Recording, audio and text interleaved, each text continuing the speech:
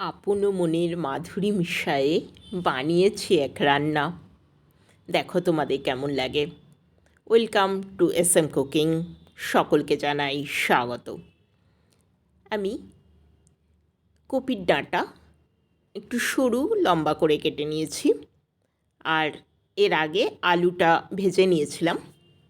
আলুটা আমি লম্বা করেই কেটেছি, তবে খোসা সমেত। এবার কপির ডাঁটাগুলো দিয়ে একটু ভেজে নিচ্ছি। দিয়ে দিলাম নুন, হলুদ ও লঙ্কার গুঁড়ো। গুঁড়ো মশলা বলতে এইটুকুনি আমি ব্যবহার করব এখানে, আর কিছু নয়। দেখা যাক রান্নাটা কিভাবে আমরা এগিয়ে নিয়ে যাই। আমি প্রতিটি রান্নাতে একটু টুইস্ট রাখার চেষ্টা করি, এখানেও রেখেছি। আপনাদের কেমন লাগলো অবশ্যই জানাবেন। জল দিয়ে আমি আলু আর কপির ডাঁটাগুলো একটু সেদ্ধ করে নিয়েছি, অর্ধেকটা সেদ্ধ হয়ে গেছে।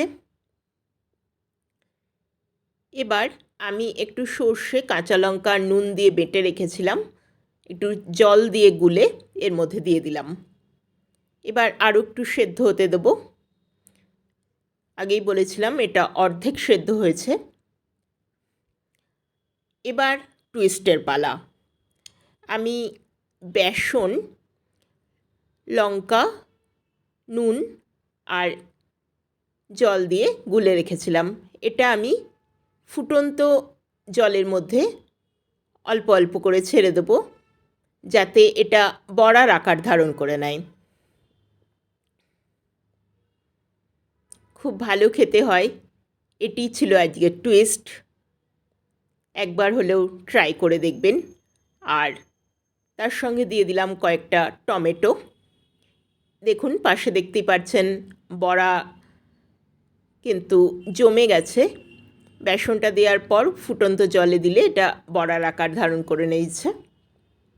ঢাকা দিয়ে অল্প সময় রান্না করব, যেহেতু সর্ষে বাটা দিয়েছি। বেশি সময় রান্না করলে এটা তেতো হয়ে যেতে পারে। দেখুন একদম গা মাখা ঝোল হয়েছে। এটা এই রকমই ভালো লাগে।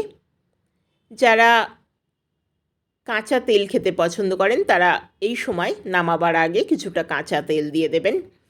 ভাতের সঙ্গে পরিবেশন করলে ভীষণ ভালো লাগবে। চ্যানেলটিকে লাইক, শেয়ার ও সাবস্ক্রাইব করার একান্ত অনুরোধ রইল। আপনাদের সাবস্ক্রিপশান আমার চ্যানেলটিকে অনেক দূর এগিয়ে নিয়ে যেতে সাহায্য করবে, তাই আপনাদের সহযোগিতা একান্তভাবে কাম্য।